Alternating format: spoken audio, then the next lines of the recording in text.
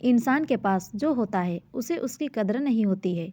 इस मन को हमेशा दूर के ढोल ही सुहाने लगते हैं। ऐसा ही गगन था जो गांव की शांति और ताज़ा हवा को छोड़कर शहर की भीड़ में जाकर बसना चाहता था। मिट्टी की खुशबू को छोड़कर शहर का धुआं खाना चाहता था।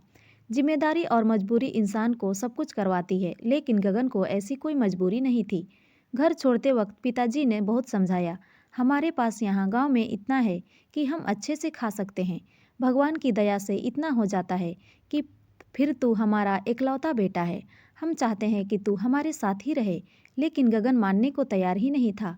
गगन से कहा कि आपने पूरी जिंदगी गांव में गुजार दी, मैं नहीं चाहता यहाँ रहना।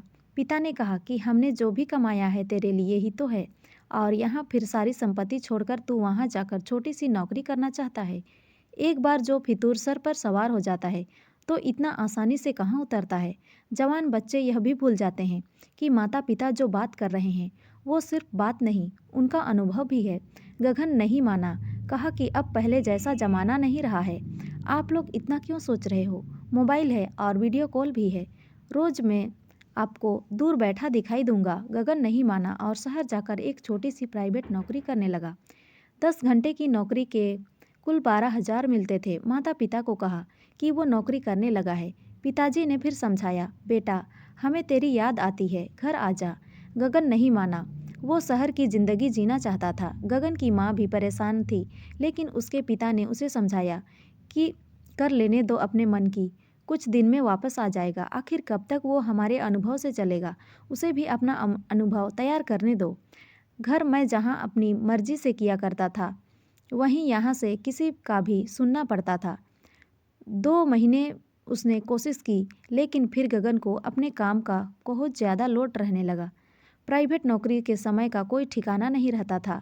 घर पर बात करना धीरे धीरे कम होने लगा। करीब 3 महीने बाद जब उसने अपने घर पर फ़ोन उठाया तो उसके पिता ने बोला, बेटा यह क्या काम करना कि फ़ोन पर बात करने का समय भी ना मिले। पिताजी बोले, बेटा तेरी माँ का पैर टूट गया 3 दिन पहले। गगन ने पूछा कि माँ अब ठीक है? पिताजी बोले, प्लास्टर चढ़ा है। गगन ने कहा, पापा आप वीडियो कॉल से बात करवा देना, अभी मुझे छुट्टी नहीं मिल सकती।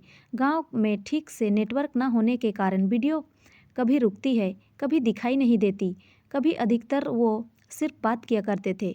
लेकिन आज माँ का पैर टूटा था। माँ ने फ़ोन पर बेटे से बात कर ली। बोली, मैं ठीक हूँ और हर माँ की तरह। तू कुछ खाता नहीं है, कैसा दिख रहा है? मुंह निकल गया है तेरा। मैं कुछ दिन आ जाऊँ तेरे पास?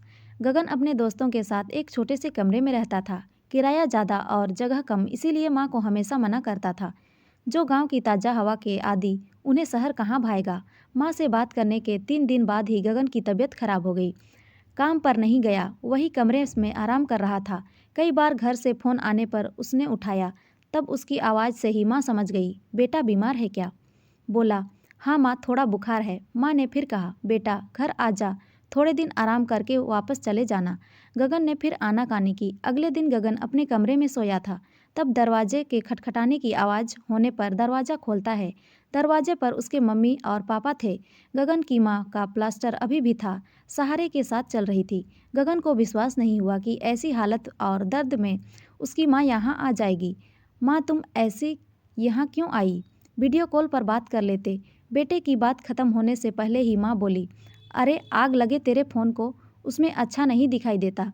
देख कितना दुबला हो गया है तू, और उसमें तुझे छू भी तो नहीं सकती। गगन ने अपनी आंखों के आंसुओं को बड़ी मुश्किल से रोका, क्योंकि उसे पता था कि उसके एक आंसू निकलने पर उसकी माँ ना जाने कितने आंसू निकलेंगे।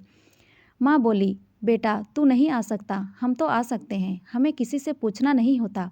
माँ बाप का दिल अब तू समझ पाएगा, जब तेरी कोई औलाद होगी तब तुझे पता चलेगा। गगन के पिता बोले, बेटा मैं तुझ पर ज़्यादा दबाव डालकर वापस ले जाना नहीं चाहता, क्योंकि मुझे लगा कि शायद इससे भी तुझे कुछ अनुभव होगा। लेकिन कभी भी परेशान मत होना और हमेशा सब कुछ अपने माता पिता से ज़रूर बताना, और जब जी चाहे तब घर आ जाना।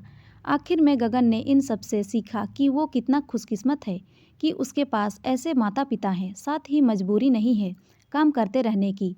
वो जब चाहे वापस घर जा सकता है। अब वो अपने माता पिता से ज़्यादा प्यार करने लगा। दोस्तों, माता पिता से चाहे हम कितना भी दूर रह ले, वह हमारी फिक्र करना कभी नहीं छोड़ते। इसीलिए हमेशा हो सके तो अपने माँ बाप का ख्याल रखिए, क्योंकि कभी आप भी बूढ़े होने वाले हो। तो दोस्तों, ये कहानी आपको कैसी लगी कमेंट में ज़रूर बताएं, और अच्छी लगी हो तो लाइक शेयर और सब्सक्राइब ज़रूर करें। धन्यवाद।